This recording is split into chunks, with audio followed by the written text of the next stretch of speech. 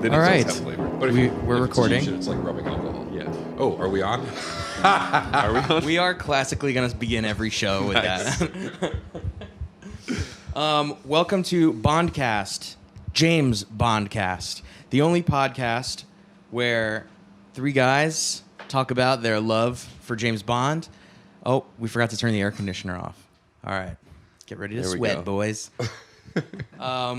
Bondcast, James Bondcast is the only podcast where we will be counting down month by month, ultimately to the release of the new 25th James Bond film. In order for us to do that, we'll be reviewing a James Bond movie in chronological order once a month. This is our second episode. We've done Dr. No. And now we'll be doing From Russia with Love. My name is Matt McGregor, and I'm here with my two co-hosts. Introduce yourselves. Harris McCabe. Hello, I'm Colin Shaw. Say a little something about your day or about this movie, leading up to this movie. I'm just happy to be here and watching Colin fondle his mic and cause all sorts of interference. Yeah, that's my bad. You were like going like this. Yeah. But I felt like I wasn't tapping. doing that. That other voice you hear is Chris, our lovely producer. When Chris did that gesture, Colin was like, am I supposed to do that? Am I supposed to finger my mic like that? It was a little Yeah. confusing. I didn't know the right gesture for it, but hold on to it tight, buddy. All right. I'm going to put the mic down because I am making martinis for everyone. I came prepared today, and I hope you guys all enjoy your gin and vodka martinis. But I'm going to pass the mic to you guys while I shake this Yeah, up. do you want to do corrections Yeah, on do it. last week's episodes? Or talk Well, about we could things? talk about a couple of things, the ones that we have corrections for. What various stupid things do we say that need to be Well, corrected? there was the MI7 instead of MI6 was the first thing. So Yeah, we sort of resolved that, sort of semi-resolved that. So it was called MI7. I don't know why they called it MI7, but that changed after Dr. No. So in all the future James Bond movies, they called it MI6, which is a real thing. It's a real spy agency. It is a real thing. I looked it up. It's possible that they called it MI7 because they didn't want to get in trouble with the real MI6 or something. That's what I would imagine. Yeah. But like, I have no idea if that's true or not. But you know, it was a big hit with all those, with every like military, Secret Service. All those people love James Bond movies. So I have a feeling that after the first movie was such a huge hit, it wasn't a problem. just went for it. Yeah. So Yeah. what about Matt's depiction of the three blind mice? Yeah. Matt called them African Americans when they are, in fact, Jamaicans. Just Jamaicans. Jamaican. Yeah. I'm sorry to all the African Americans out there. Hey, you're Jamaican them crazy. Totally. What else we got? So we got a couple of... Shake it up! Shake it, not stir. Hear that, everyone? We're getting drunk. The podcast can only get better from here. So we had a couple of names in running for the best name, Puss Feller and Honey Rider. So we'll see if we get any better names than that. I don't know if you There's guys so have many great predictions because There you are- guys were really there's pumped nothing on but Puss great Feller. names in the Bond series, but I gotta tell you, Puss Feller. That was a good one. It's one that you don't really think about. It's not an obvious one. Yeah. It is incredible though. It is a real piece of work. Cool. Did you? The pronunciation of. Yes, we've learned that broccoli is actually pronounced broccoli. It's not broccoli Oh, that's or anything else. Albert Broccoli's name is pronounced like the vegetable. And also, this is interesting, his family was from New Jersey where they owned, wait for it, a broccoli farm.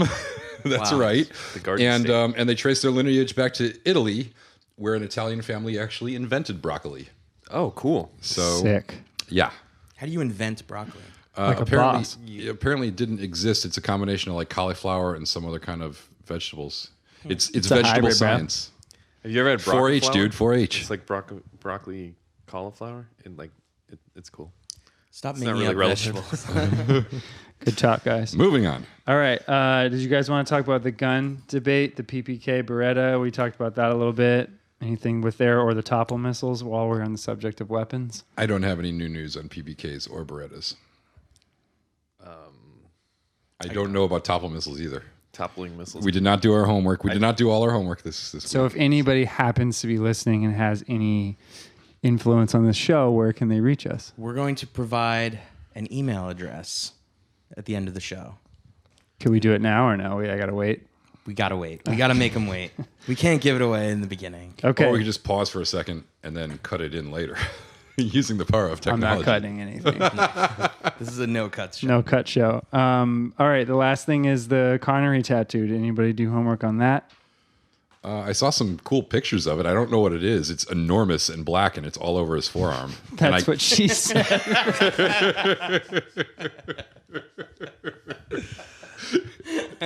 It's enormous and black.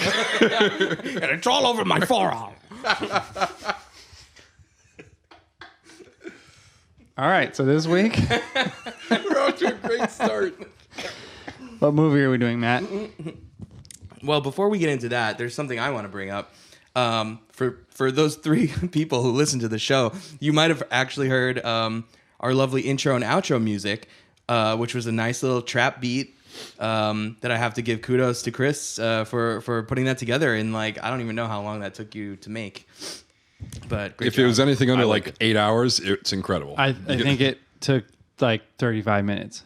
You're a genius. And I'm think. hoping that you think I'm a fool right now for saying this, because you've heard not one but two unique beats, right? Because having listened to this second show, are you making a new one? Do you plan on doing a new one for every episode? No, I mean I could. You guys saw that picture of the vinyl I found, right? Yeah.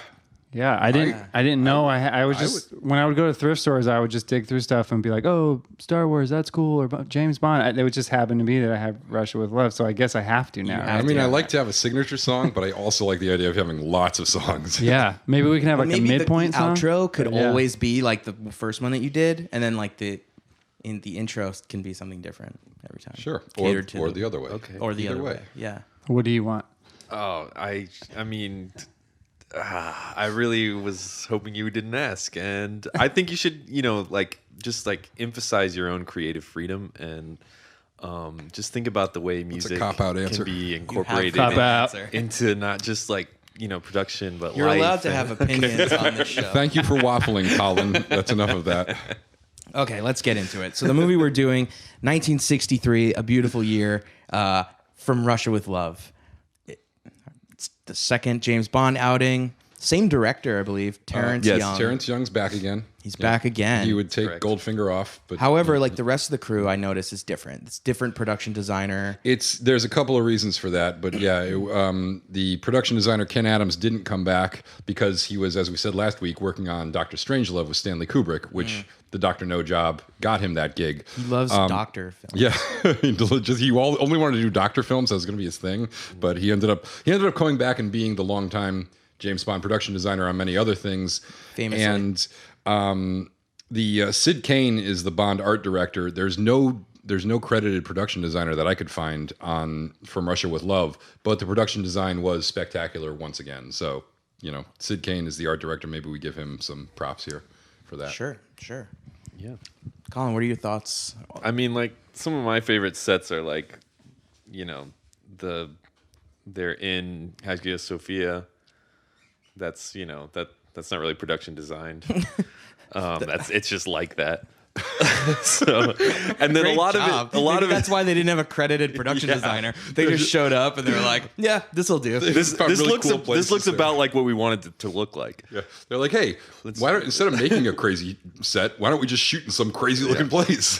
There you go. So you're saying build a this train? ancient wonder of the world looks like what you want it to look like. That's right. Yeah. And then the train. It's like, how much production design can you do inside a train car? It probably looked like that when they booked it. Like we need a train car. It looks like this. Oh, that's perfect. They just bought 30 tickets for the train. They're like, "You're not planning on shooting a movie on this train, are you?" They're like, Yeah, "No." that's right. They did it guerrilla style. It might be an important time, since we're mentioning them doing it guerrilla style, to note that the budget doubled between Dr. No and From Russia with Love. I don't remember what Dr. No's budget was, but I know this is twice as much. I think it was like $1 million or something like that. I think this was $2 million.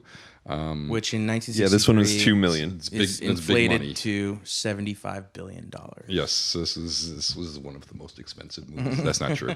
But yeah, so the first one was a huge hit, and it led to more confidence. They had like a 3-picture deal, I think, to make these movies. So they're going to make a sequel anyways. But after the first one was a big hit, they sort of doubled up and reinvested in this one. Cool. Let's get right into it. So the movie opens with the famous gun barrel sequence where, we're looking through the gun barrel. James Bond walks into frame, turns and shoots at us, the audience, and blood drips down and we die. I don't believe Dr. No had one. Yeah, it did. Yeah, it did. It did? Yeah. We didn't talk about it. In fact, Dr. No had one, and it's the same guy in all those things, and the guy is not Connery. It's actually one of the stuntmen, which is why it doesn't really look like Connery. He's wearing a hat, right? Yeah, I think wearing he a wears hat. a hat in the early ones, and then he doesn't wear a hat And he's later. shorter and a little bit thicker, and he just doesn't move like Connery's a very graceful, tall guy, and you can tell by that, like in that opening thing, that it's not really. It just doesn't look like Connery. But they had a stuntman. It was basically a pickup shot that they shot later. So they didn't use Connery for it. Oh, Mr. Connery, we need you to come back and shoot this gun barrel sequence. What do you think of that? Fuck off, $1 million. I'm busy. Drowning and pushy. Leave me alone. I'm a bit busy that day. We didn't tell you what day. I'm busy that day. Busy all the days. I'm busy a lot of days. It's all over my forearm. How did you get my number?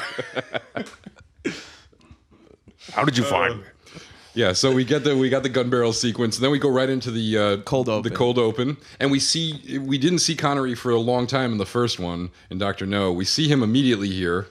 Though technically, it's Connery, but it's don't. not James Bond. Can I just say, this is probably one of the stupidest cold opens. Oh, it's dumb for so many reasons. Like, what is this like? This is like Spectre LARPing. What is the To set it up, we see Sean Connery. He's running around like a hedge maze or like a garden it's like of some kind of garden palatial. And there's a guy like kind of. It looks like they're looking for each other, and the first guy to find the other is going to kill big, him. intimidating blonde guys stalking him. Right. So he eventually finds him, and he chokes him out with a. He's got a garrote that's in his watch.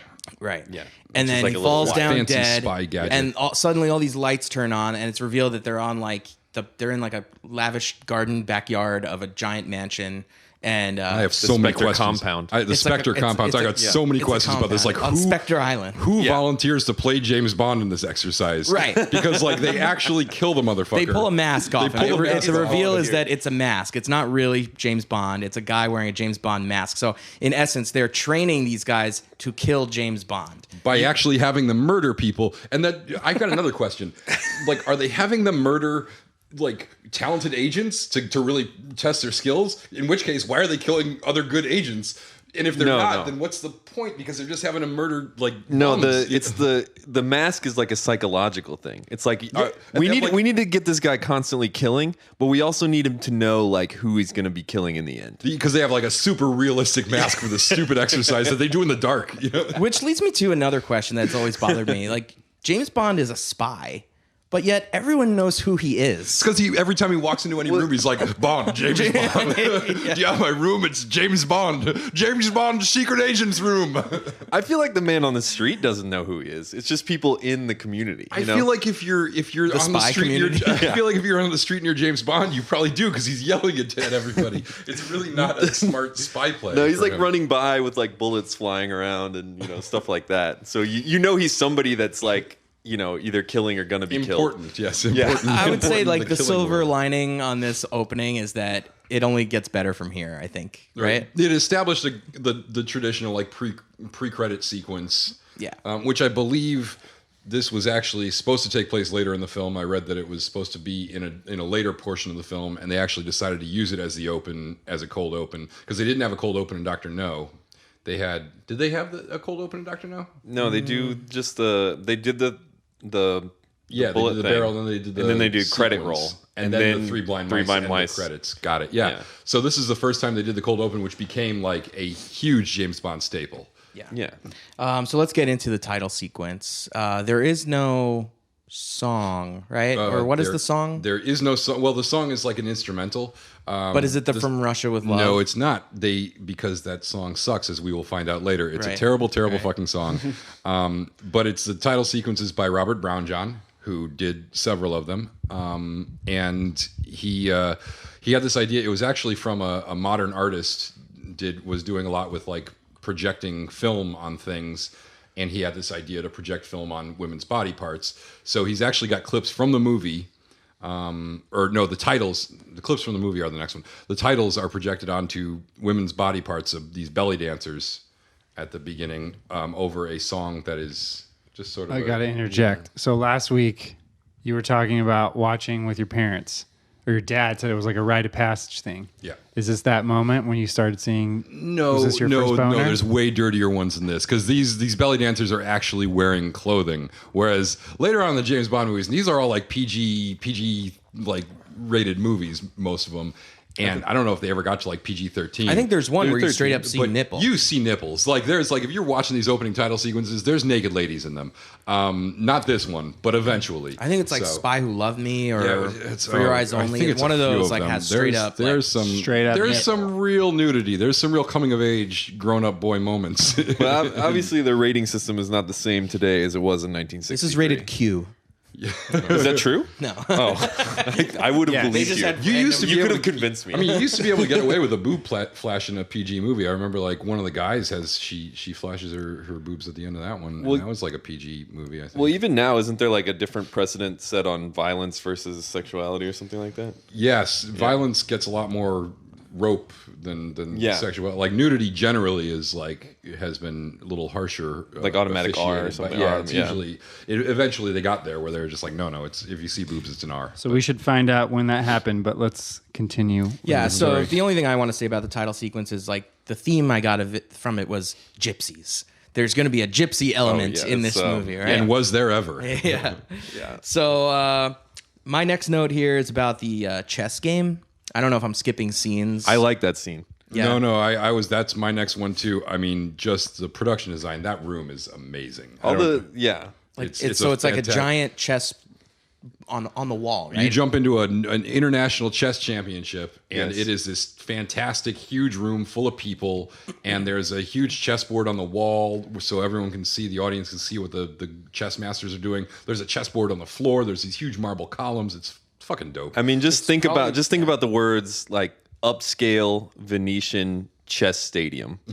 And you're probably like, picturing what this you is. know, like you're gonna like it. It's probably the coolest set in the movie, I would venture to say. Yeah, and it's they use they use the budget well because like the last one they only had 2 locations and that's part of why they chose that movie. This one has more locations, but they take you to Venice in the very beginning, and then you end in Venice, so it separates out the fact that they only had like one other place, but it seems like you're going more places. You know? Right. Yeah, and there's the the edit. location shooting was fantastic throughout, and I will gush about it every time we mention another great location. But this was the first one that I was like, right off the bat, I was like, wow, this looks great. This is a great set. So yeah, so the guys playing chess are, well, the one guy is Kronstein, who is he's a Number Spectre. 5. He's number 5. Spectre number 5. Spectre agent, yeah, and he looks kind of like He just looks evil. He looks like Buster Keaton. He looks like an evil Buster Keaton.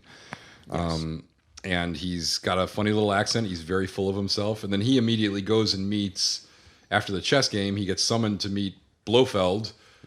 who we Spectre don't number see. 1. Yeah, Spectre Right. number 1. Who we don't see. We don't see his Yeah. face. We don't see Just his the kitty face. cat. Just that he pets a white. Just the petting the cat, which will become a signature. And we also meet Rosa Klebb, who is an Number 3?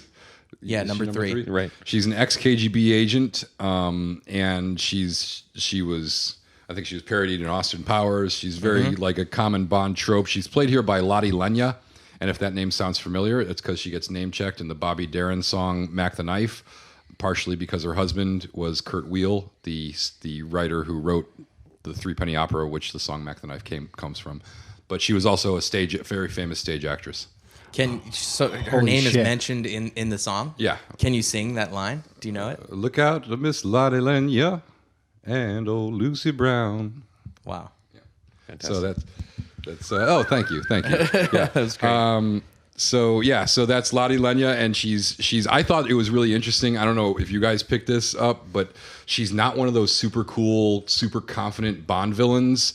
She's like kind of skeptical of Spectre's plan. She's a little bit icy with her colleagues. It's like a really nuanced, kind of realistic take on the part, and also like between her like creepy touching later on of Tatiana Romanov and the way she sort of recoils when men touch her, I was getting a really like kind of not very well hidden lesbian vibe from her, which I thought was really interesting in a movie of this age. I just thought it was a really nuanced, interesting villain and the performance really lent a lot of depth to a role where you're not expecting that at this time period in this kind of movie. Totally. I had the same thought when mainly in the scene when she's touching the other girl. Yeah, that was different and like unexpected for that time period. Yeah. And we have several scenes where she's like, you don't always see the fear in these people of failure or of like insecurities, like that. You don't see these guys second guessing themselves. They're sure, like Dr. No, he just thought he was a shit all the time.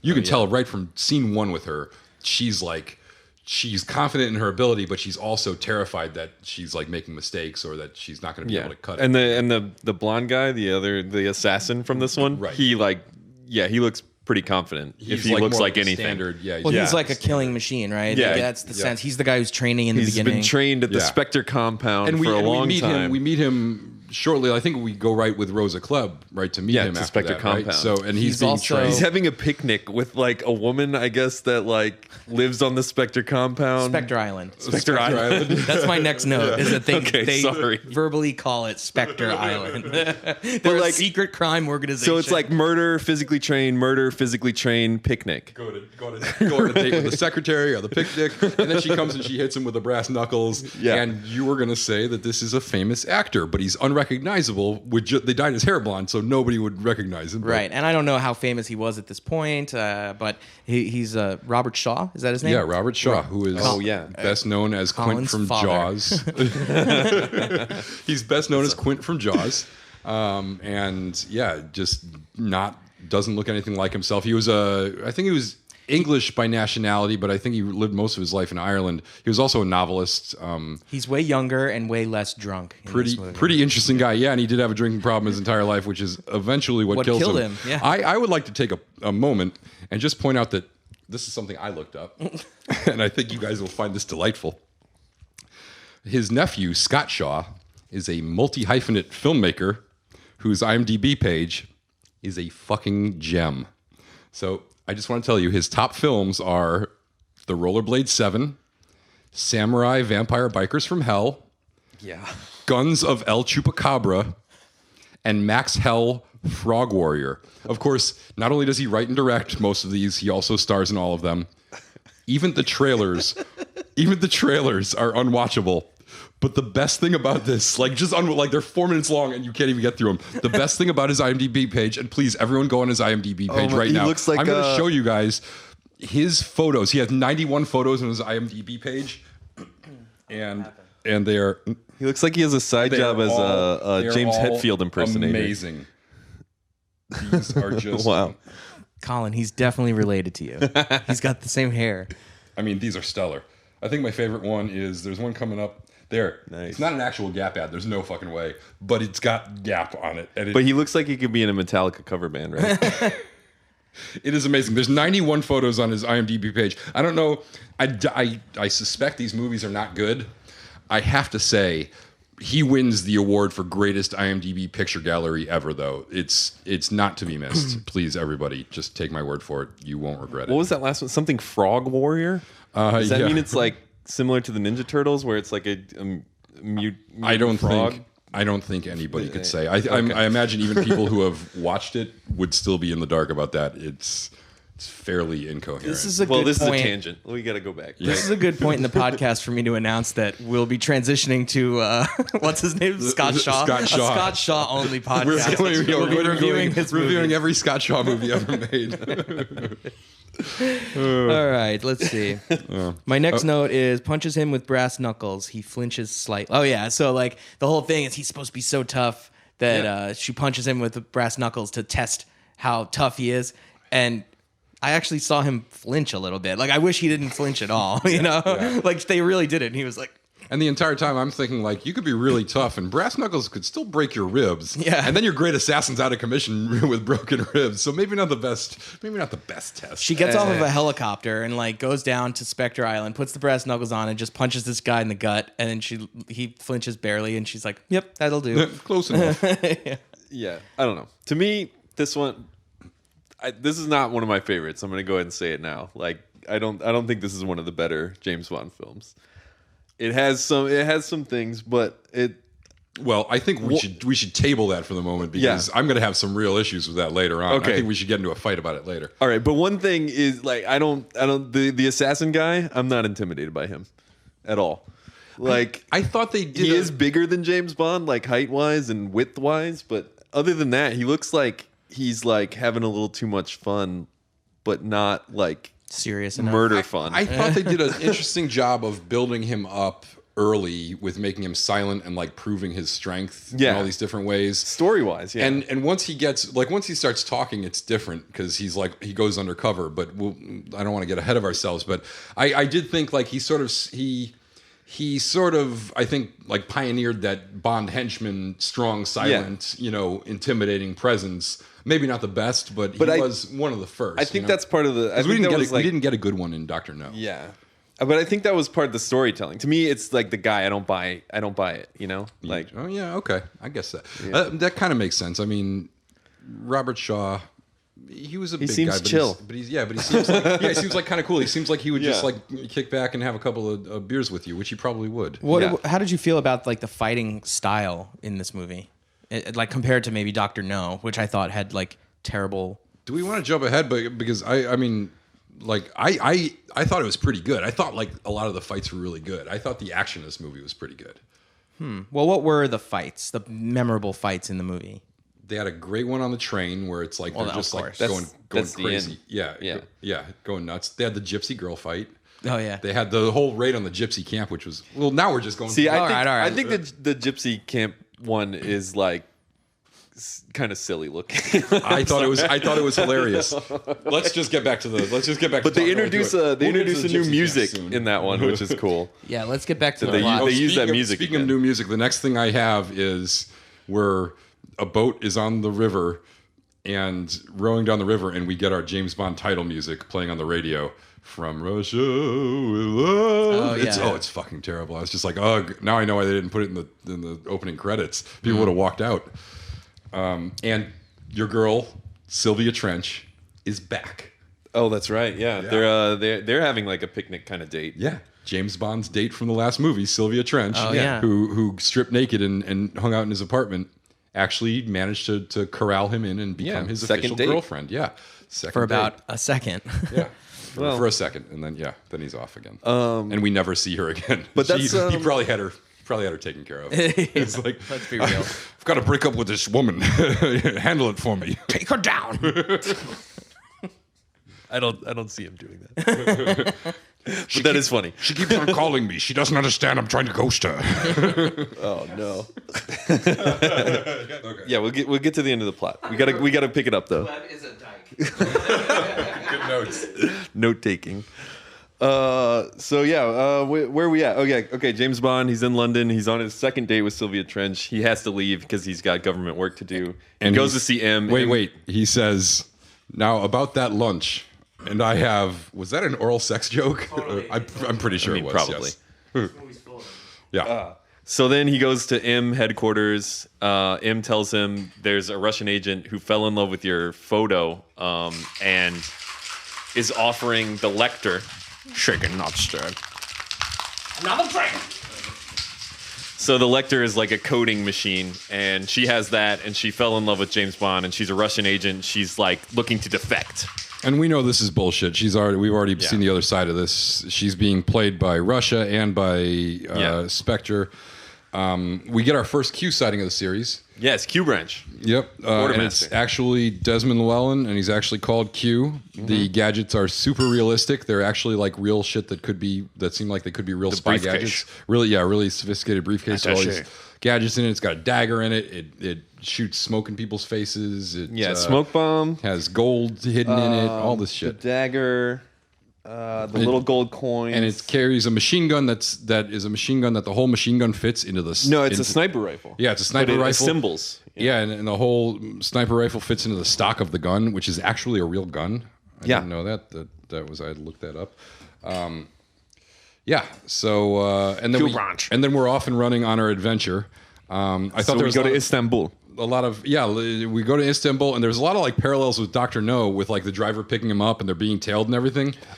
But we get the first instance of the little exchange where like Agent 1 says this, and Agent 2 has to say this, and that means they're agents. Right, they're little. They got a little code word which comes into play later. Yeah. I thought it was funny that this is this sort of was similar to the Dr. No beginning, but it sort of played the other way. It like played on our Dr. No expectations, and it's like if you're expecting the same movie, we're going to do something different with this one. Right. And I'm going to do this every time we get to someplace, but Istanbul is so fucking cinematic and spectacular. It was so much better than Jamaica. Beautiful, yeah. The basilica shot was really cool. The sewers were fucking amazing. I was not expecting to be so impressed by location shooting in a movie this age, but they like knew that was they one knew of the what strong, they were doing. One of the strong points of this one, Yeah. for sure. Yep. So then we meet Ali Karimbe, who's the head guy in Istanbul who James Bond has to meet. We learned that he has 47 sons. Yeah, Just got shit tons of sons. all his They all work his for him. his entire staff is his sons. He's a spy guy. He's played by, I think, a Mexican actor. Do we have his name handy? I don't remember the actor's name. Who actually was dying of cancer at this point. And they actually front-loaded all his scenes into the movie so he could film before he died. And he died immediately after. But it was... They didn't make it, actually, and they had to use his body in like a Weekend at It was like a Bernie's Weekend at Bernie's situation thing, yeah. for half the movie. just for the stunts. I think his name is Pedro Armendariz. Well, that can't be Mexican. Pedro? Pedro. Oh, okay. You said he was Mexican. Yeah. Well, there you go. Maybe. Unless there's okay. a different Pedro in the no, movie. but he's playing a I don't know what nationality he's playing. Turkish. Turkish. Yeah. Okay. Turkish. Istanbul's in Turkey.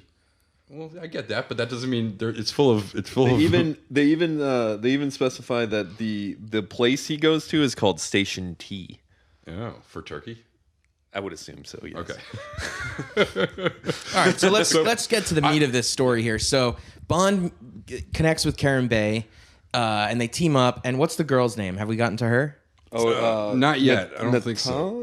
Tanya? No, that's after Tatiana. Tatiana Romanova. But then he Tatiana's starts calling her Tanya. But she's later on because she's like not revealing herself yet. First, they got to go to the gypsy camp, and we can't leave out the gypsy camp shit. We got to get to the gypsy camp. But they're talking about her at this point because once he gets to Ali Karimbe, Ali Karimbe is exceptionally creepy. How into this whole thing he is. Like, he enjoys being a spy guy. Like I'm more than that. He enjoys setting up sexual rendezvous. It seems. Oh yeah, he's totally into that too. Yeah. Yes, you don't think he's got 100 sons for a reason? It's super creepy. It's all over my forearm.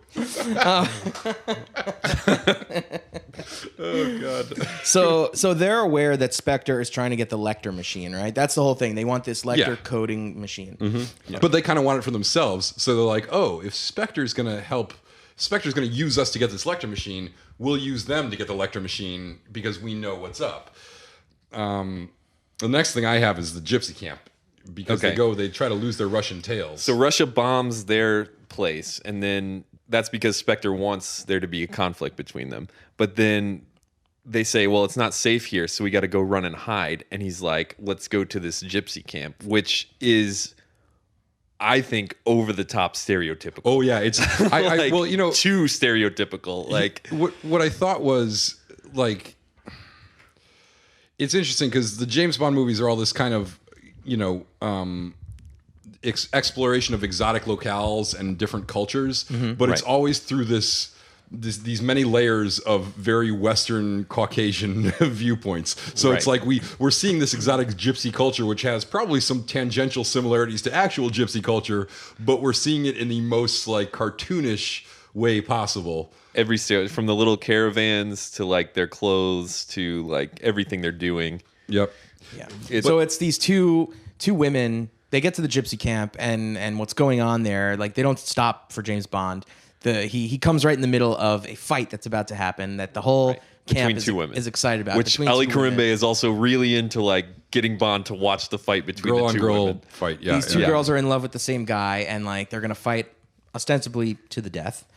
Which to me, that's one of the things where like, okay, like this movie is like, we're not like really on track anymore. We're just like, we're here to watch a girl fight now. Like as an audience. I feel like a lot of James Bond movies have this section in the middle of the movie where this thing sort of happens, where you kind of forget what the plot is, especially in these early movies. Oh yeah, they're like at a fancy dinner and they're having fun and they're like enjoying themselves. And it's like, wait, weren't you on the run because your embassy got bombed and you're like supposed to be on guard and you're trying to lose your Russian tails? Yeah. But it's a whole So it's this whole segment, and honestly, that's like there's like the belly dance thing where all so unbeknownst to them, what Karimbe calls Bulgars are Bulgarians, the anti-gypsies, and I don't know that it's actually a synonym for Bulgarians, because Bulgars were a semi-nomadic Turkish warrior sect that actually founded Bulgaria, but a lot of them were Slavicized and became sort of more like westernized and founded stable states, and a lot of them stayed like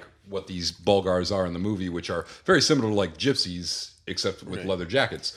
That's one of the weird things about watching this movie, though, is like later on, as they start to go back west, he goes through a whole area where the political boundaries are entirely different at this point in time from then. Right. But it's, at any rate, these guys are all behind the scenes setting up their ambush.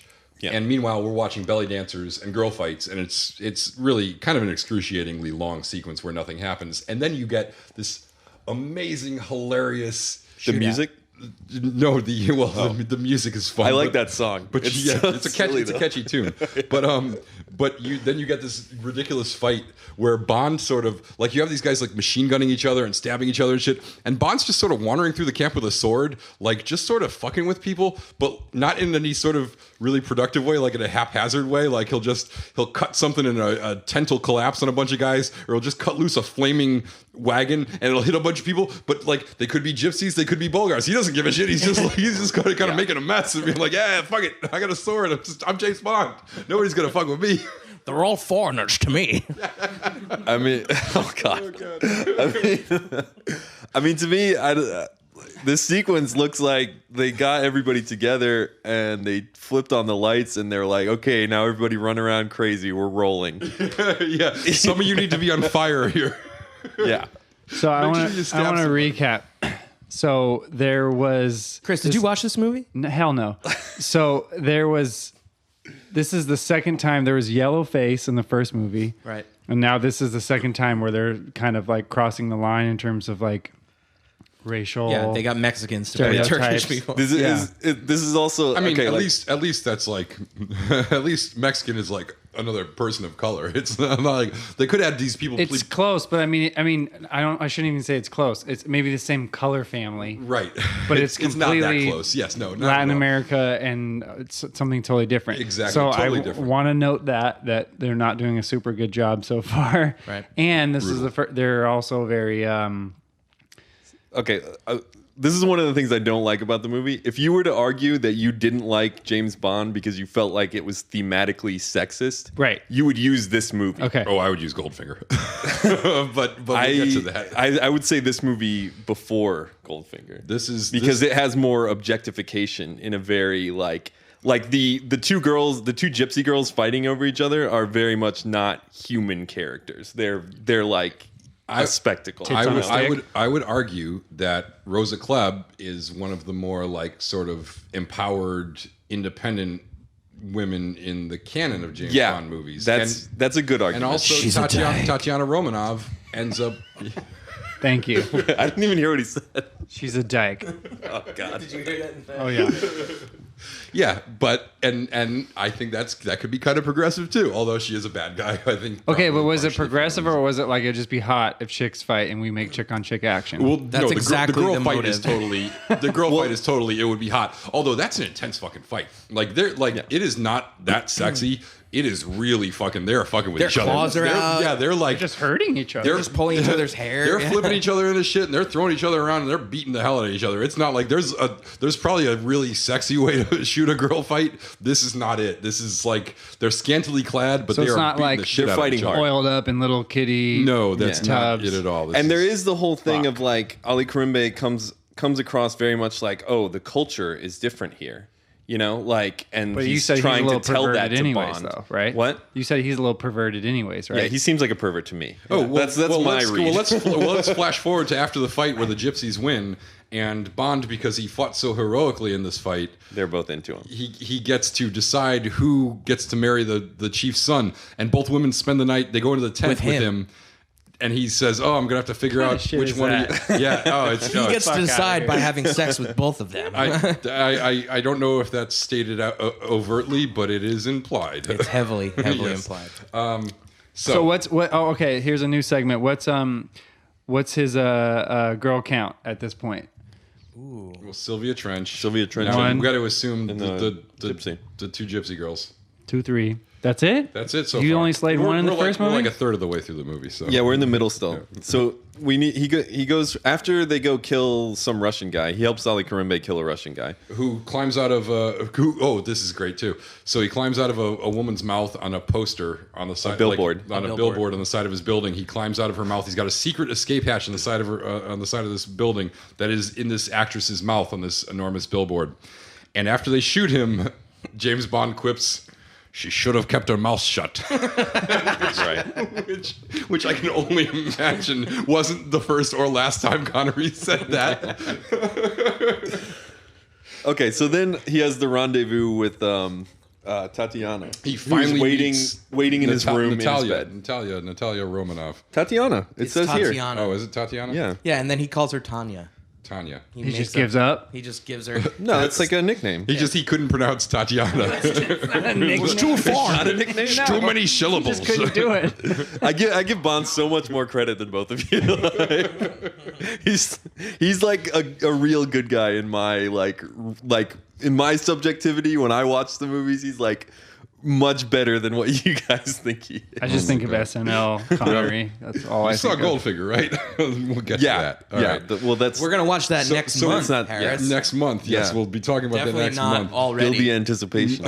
More amazing locations. We get more amazing locations. All the locations are great. My notes stopped here because apparently I was too into the plot. I was gripped by the So you Matt right fell in it. asleep at this point in the movie. But one of the interesting things that we have is that Robert Shaw's character Grant has been helping Bond. He shot a guy that was going to kill him at the gypsy camp. He helps him again now, always like secretly, but he's always doing these things to help him.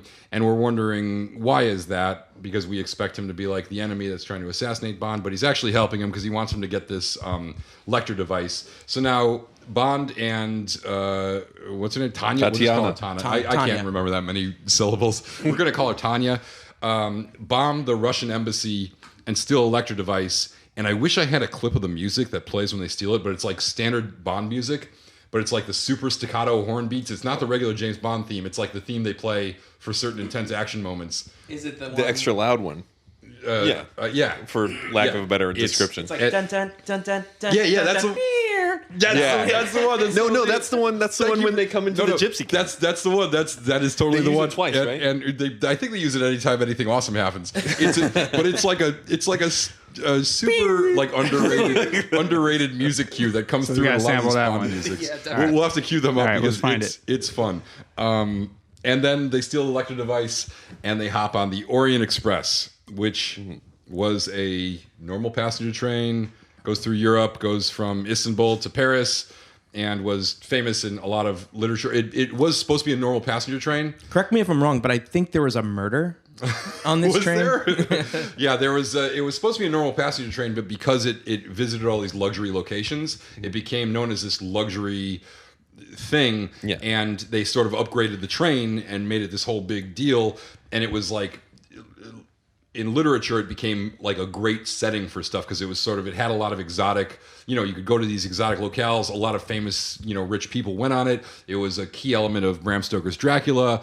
Graham Greene wrote a very famous, actually, I think 2 famous novels about it. And of course, Agatha Christie wrote The Murder on the Orient Express, which was made into a movie in the 70s and is going to be out again soon. Like next Right. month or something. Which I think is interesting, but I feel like it was probably more interesting when it came out. People What, the train? like just the that train is exotic old train as travel. fuck now. Exotic train travel it doesn't. isn't doesn't have the appeal in the current American market. It I probably have to did say, then. exotic train travel sounds awful in the current American market. I mean, Right. I think that's a little unfair to the. Well, to it the is market unfair. then, It's unfair. It's just I'm just saying that's the way it is. Like we should all be able to celebrate exotic train travel. let's just get so Colin's, Also, can that be our band Colin's name? opinion Colin's train opinion on travel? From Russia with Love is that it's not very evergreen. It's definitely of the moment. It's not aging well for you. It also has like Because of the trains. Got it. So what else happens in the movie? I have so many problems with it. I guess. That's pretty much it. That's it? The rest of the movie takes See, place on the train. It has too many endings. It's like it's it's true. very much Lord of the Rings, Lord of the Rings? Return of the King. It's so Just keeps resolving. so on the train we have our like super assassin, the big tall Ending, blonde we're guy. in like the second act now. Karen Bay gets killed off screen. Yes, Karen which Bay I hate. gets killed. Like Quarrel before him, and like so many James Bond sidekicks. Poor Bond sidekicks. The's no Felix But in this movie, But that's right? what. But No.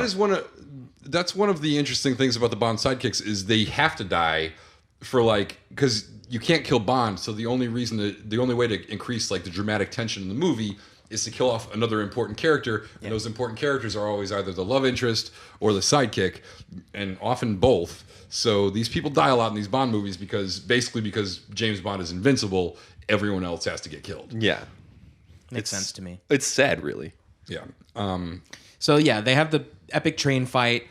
Grant catches him and he knocks the girl out. Right, he drugs her.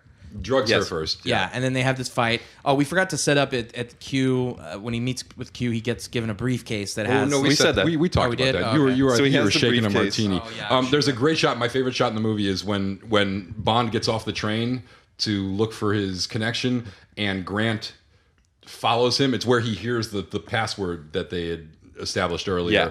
And it's this great shot of like Grant walking in the train behind him, sort of mirroring Bond exactly as Bond walks in the train on the platform. It's a pretty cool shot, and it's like fun because we still haven't heard Grant talk. Like he's still this intimidating, Looming in the secret, background. blonde bad guy looming in the background who just like pops up in the window and is just following Bond, and he hears the secret message. Which is you go up to the guy and you're like, do you have a lighter? And they're like, I prefer a match. And then you know, you go from there or whatever. So if anybody ever asks you that and you want to get into some intrigue, So if Grant bumps into him, bumps into him, and he hasn't noticed this giant blonde guy who happens to be everywhere he's been for the last like 3 weeks. right, yeah.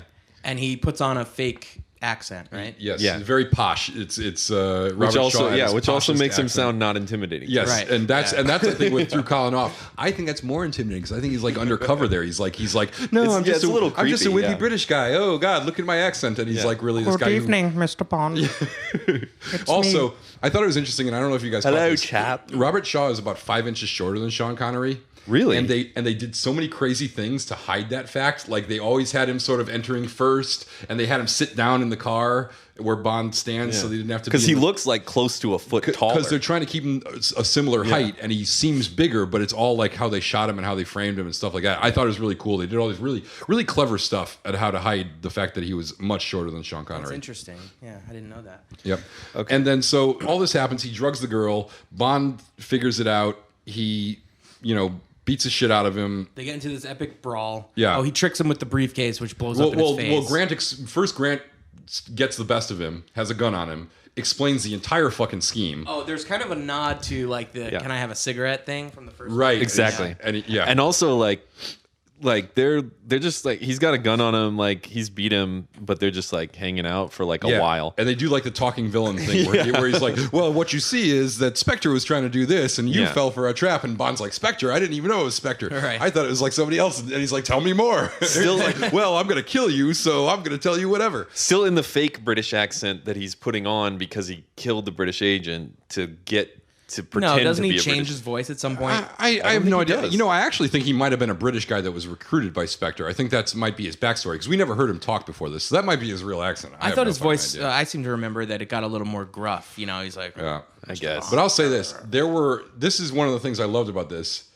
Everything about that spy briefcase paid off. The gold, the gas thing, the knife, the garrote on Grant's watch, everything. They paid it off in the scene. They have this knockdown, drag 'em out brawl that was totally badass, and they paid off all these gimmicks that they had set up earlier, which were all like totally satisfying and fun and awesome. Yeah. It was a great fight scene. and then he beats Exclamation him, point I have in my notes. and they run away. But Yes. He kills him, right? yeah, he kills him. He kills him. Yes. But then the movie is not over. no. But it seems over. So it seems kind of over, although they do get chased around by a helicopter. Spectre helicopter chases them. I swear this thing. I like. Didn't they get in a boat? Whoa! I frame by frame this. I frame by frame this helicopter shit. There's literally a helicopter chase, a boat chase. See, you thought it was over, And right? You thought the movie was this over. is all after like the main. But keep in mind that he's like, it's not over because we haven't seen Rosa Club again, and she was like the villain. Oh, I forgot about that, Yeah, too. that's the I thing. just thought Rosa Club would be like in the next one. Because we had a henchman there because there's going to be a next one. Just You're already saying the Rosa Club is a really strong character. They should have just carried her over. So how does it even end? Okay, after the push me boat to the chase. end. We got it. I didn't even get to talk about the helicopter that nearly killed Sean Connery. Frame by frame, that shit. It comes within inches of him. Really? Yeah. Is that a historical Yes, fact? that is a historical fact. That helicopter was trying to kill Sean Connery. How does he destroy the helicopter again? I watched this a while Something ago. stupid. What the hell is it? Oh, It's like something impossible. they drop they're trying to drop grenades on him, and he accidentally drops one in the helicopter.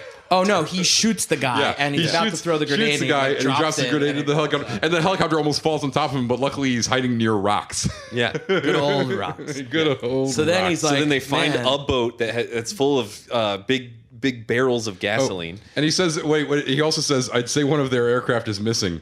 And this is where I noted that all the From Russia with Love quips, like Are every single terrible. quip is fucking terrible. This is like the least funny James Bond movie ever. Yes. And it's not because it's not trying. It's trying to be funny, and it is not. Bad Yeah. quips. So then he gets on a boat and he starts, going wherever, and suddenly he's being tailed by. Yeah, they're being tailed by boat chasers, more Spectre other agents, boats. more nameless and faceless Spectre agents. Who we actually saw like teased earlier. Another henchman with a scar on his face is chasing him because they've just got multiple henchmen now.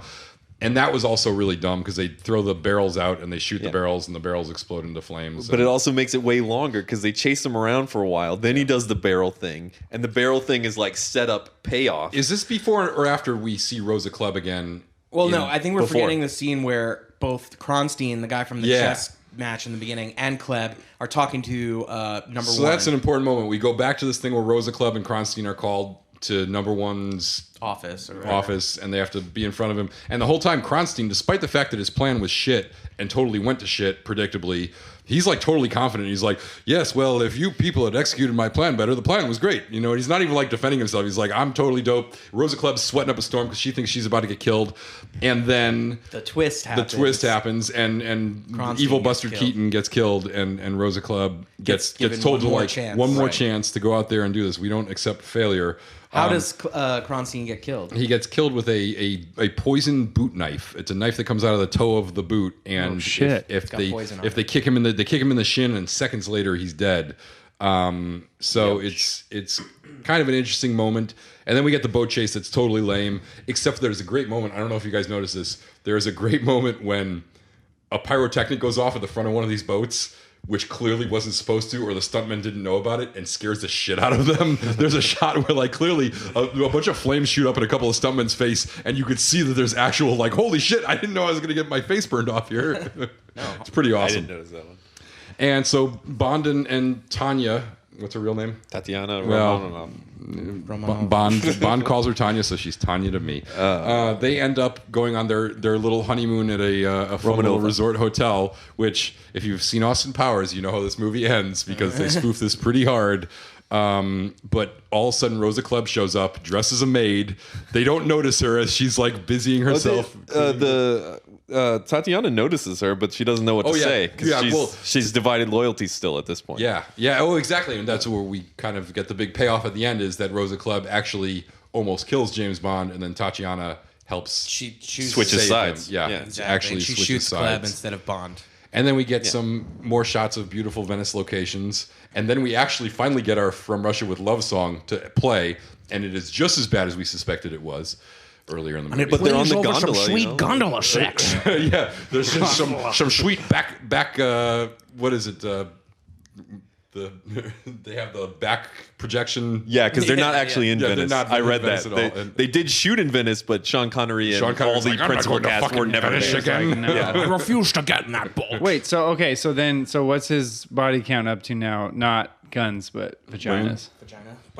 I think it's only 4. He's still been with 4? Tatiana the so whole he time. didn't give a fuck about the other girl dying. He just moved on. Oh yeah, Which he has girl?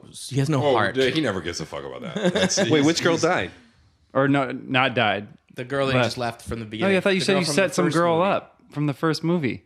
Oh yeah, you only see her in the she first didn't die. scene. Yeah, and that's she's it. only in the first Oh. scene. He ghosted her. He was She just kidding. stays in He was London. He- She's a London socialite or something like that. She's Oh, so he just tells her- she tells kicks her it in that- London most of the time. I don't think he told her. I think he had somebody else tell her. Like, listen, JB's not into you. Damn. It's I a feel long like he story. couldn't That was tell like a- her like a- because I wonder the if she's government like a says character from like the she's government not stuff. privileged to that information. I wonder if she's a character from the books who like shows up periodically, and they thought maybe she'd be a recurring character, and then they. Well, it just looks said, like they're trying to keep That's a a good thing. continuity. I think that Yeah. should be something that we research for next time. Okay, so we'll figure that out. But is that also the first like social media breakup? That I don't know that he actually broke up with her through social media, but I feel No, like I know they didn't probably have has- social media then, but he like right. had somebody I'm pretty sure like his people text reached out them to and her. then like yeah, I mean, right. I don't think it was that. I don't think she he knows sent her a anyone with the message British on the government. Lecter decoder machine. I think he just Like, disappeared, and she's like, I "No, think she's you guys like, are giving him I too wonder much what credit. happened to James Bond." I think what happened is I would ask the government, but they won't tell me. Oh, you know? I'm way more cynical than both of you. I think he disappeared her. I think he had people. He was like, "Listen, I would like to change my name and disappear that way, but I can't because I like to yell it everywhere because I'm a secret agent named James Bond." And he was like, "You got to take care of this girl because I can't change my name. So you got to." I think MI6 took care of Sylvia Trench. I don't buy that. That's totally. not my. Because I feel like James Bond is like he really does have feelings for these women, and like I think that's what he tells. it's himself. just no. Okay, so maybe he didn't know, but he was like, "Listen, you got to get this girl off my back," and they were like, All "Well, right, we hold only on. really know one way to do that." I gotta interject. All right, so you never done that to a girl? You never just like gamed up a girl just to like tell her that you care more for her? Than Don't make you this about me, Actually, Chris. do no. I'm like not looking at you I think there's a little bit of James Bond in all of us sometimes, and you know, because I know it's like you're like looking up to him as like this squeaky clean. Well, like Guy. he also is like, to me, he has like borderline like supernatural powers. Like, because he doesn't actually like say a lot to a lot of these women. So he that's must how have you some game, kind of that's how like. you game him up. You Listen, just- listen. No. To me, Sociopathy that isn't a means- supernatural power. To me, that means he has some kind of like unreal pheromone where it's like if he walks into a room, his scent actually like changes the whole like Nah, room. his name just carries weight. He knows what he's doing. But they don't know him. Only people trying to kill him Everybody know that knows he's who How famous. could they not know him? He's They're been all telling they're all everybody who he watching him is. from afar. Yeah. Like, damn, I want a piece of Seriously. that Bond action. shit, a covert spy just walked into the room, guys. Check it out. Check it out. See, no one says that. A covert spy just walked into the room. They all know who he is. Because he told everybody. He's like, "I'm James Bond, covert spy." Yeah, that's what I'm saying. He says Everyone his name knows. twice for Christ's Yep. sake. Bond, Yeah. James Bond. He It's had all about it. clarified. Because All right, we're at the end of the movie. All right, James Bond so- returning all right. Goldfinger. So let's get down to it. So How does this down to the movie critical compare analysis. to Doctor No? Do you think it's better or worse? than to me, Dr. it's No? worse. okay, one word answers, and then we'll get into it. Worse. Yeah.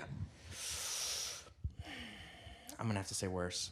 Better. Okay, Oh, you guys let's are so figure wrong. this out. I don't ever watch any of these, so it's up to you guys. According to the internet, it made more money. Well, that's yeah, and also if you read the IMDb page, which I did, and I was like, it's everybody's favorite James Bond movie. Like Sean Connery, all these people are like, this is the best James Bond movie. All the people who made the movie and all the subsequent Bond actors, everyone's listing this one as their favorite one, which surprised me. And then I saw it, and I was like, I kind of get that. It's like the thing it doesn't have going for it: shitty song. It's not funny. It's got no good quips. I thought it had, like, honestly, they had the jerk around ending, but you gotta imagine the first time they do that. Thank you. The first time they do that, it's like new. It's kind of like people weren't expecting the Lord of the Rings style ending, and it wasn't that long. I think you guys are anticipating endings before they happen. What it did have going for it was like fucking insanely good locations, some really great fight and action scenes. Some kind of cheesy ones too, but every Bond movie has that. and some like legitimately kind of cool bad guys. Because I thought Robert Shaw was a decent bad guy. I disagree that he was. I get what you're saying about his little posh accent not really being intimidating, but I think in general, for most of the movie, he was an intimidating bad guy. I thought Rosa Klebb was pretty badass and actually kind of nuanced. I have to disagree on a lot of counts. I think Grant is an instantly forgettable villain, as much as they try to make him like a menacing force. But he was the first. Yeah, I'll give you that. That There's some he weight. was the first, like, sort of secondary villain who is like a towering kind of like. He's the brute force. That's all I'm saying. Yeah. I will say that I like Klebb. I think she's good, and obviously she's lampooned in Austin Powers. She disappeared for most of the movie. I'll grant you that, but Yeah, she's sort of set up as like the end, the coda of the film, if you will. which is also sort of a Bond tradition. It's in Casino Royale and a few of the other ones. I think for as many like cool locations that they went to and probably had a blast like shooting in, we again like don't really see too much like beauty, shots like vistas and things like that. And like while most of it is shot in a train, like think about that. You're shooting inside like a train set, like they built a set. They clearly didn't shoot inside a train. Let me push back on most of it being shot in a train. It's like the third act at most, and it's not that much of it. It's, they spend like maybe... They're in that train for The train a long part time. feels long. 15 It feels minutes, pretty long. 15 Everything minutes in after the they get on the tops? train feels long. Like the train is long, then the scene with the helicopter is long, then the boat thing is long. Well, and then it's like, oh, I get how the is it gonna end? I get how the multiple endings are long. I just didn't think the train sequence was that long. They get on the train, they meet Robert Shaw at the first stop, and then it's all the Robert Shaw I story. almost felt like the movie could have ended after the train, and like the producers were like, "We need some more action in this movie. We had a gypsy fight. We gotta put. We need a something boat else in." explosion. Yeah. We need a boat explosion. It's Can not we gonna get be a good without helicopter? boat A boat. Give me a helicopter. Give me a boat. Give me like 50 more guys in like black t-shirts. That's like probably exactly what happened, but still, we got a boat explosion. We got an exploding helicopter. How is that making the movie worse? Come on, It's a guys. snooze fest until the last 10 minutes of the movie. Come on. And I don't know where you get off saying I there felt like aren't this- great locations. That's like I felt like this some movie of was the very locations dark. were Like, incredible. a lot of it takes place at night, and there's Yeah. a lot of just like. I mean, when they actually shoot in Hagia Sophia, there's no light. That's fantastic. It's all natural light, It's which amazing. I like. And But the sewers were amazing. But some people could be like, it's too dark. I can't see it. Those people are I wouldn't, stupid. I wouldn't rats. say that. But, yeah. All right, so let's go to the grading. You guys we're not doing the No, we're zero doing it. system. All We're right, doing it. so we'll start with Matt. Ooh, I'm gonna have to give this quadruple O. Is that 4? 4 out of 10. 4 out of 10 O. Oh, So that's not very good. That's almost exactly what I was going to That's say. pretty poo. What's Okay. yours? Okay. Here's my little thing. All right. So I read James Bond as like a real good guy, right? We and know. so like, yeah. You misread James Bond. Go ahead. So when he walks into his hotel room and the woman's there and she's in the bed already and she's like, I fell in love with your picture from like the file, the dossier or whatever. Exactly. And like, let's get down. And like, she's doing weird stuff with like a neck ribbon and like Kinky. trying to get him into like, like let's get freaky or whatever. To me, the way I read Connery's performance, and it might be totally tied to my subjectivity where I want James Bond to be this heroic kind of character, is not like, okay, like I'm down because like, you need to be like getting freaky because I'm like an important government agent. So like, all that. It's just like, he's just like, I'm just trying to like give a little love before the next assassination attempt. Because you could be trying to kill me too. Well, he knows that she's potentially T.O. lined up against him. T.O. All right. You didn't answer the question. I got to call you out. What's the question? What's the grade of the movie? Oh, just 4. 4 out of 10. No, I think if you, to me, it's like because of like the way I read it, it's like if you watch some James Bond movies and you like them, then go back to this one. But if you're not into it yet, skip it. Oh, I agree with that sentiment. I am going to be the lone voice of reason here, and say I'm gonna. I can't remember if I did 6 or 7 last month, but I think you were 6. Yeah, I think 6. I think I was 6. I'm gonna go Octuple 07. I really enjoyed Whoa. this one. I like. Is that an Ocho? Yeah, that's an Ocho. Yeah, I gave it the Ocho. Here's the thing. I think that this is for as primitive as Dr. No looked, and I think we cut Dr. No a lot of slack for being the first one and having to invent all this shit. Yeah. And I felt like Dr. No was kind of, it was the lowest budget. It was making it up as it goes along. I think it did a pretty good job, but it struggled, and I don't think it aged well. This one, on the other hand, I felt like it aged really well. It established a lot of the tropes, not as much as Goldfinger did, but as much as, it made a lot of important steps forward and was a great second entry into the series. I thought Robert Shaw was a great, first great henchman role. And I was entertained the entire time. I didn't even notice that it was longer than Dr. No. I really was kind of enwrapped. I did think it had flaws. I thought it had a terrible theme song. I thought it had too many endings. There were problems. Can I ask you something? Is this maybe about the fact that you're still mad that Quarrel dies?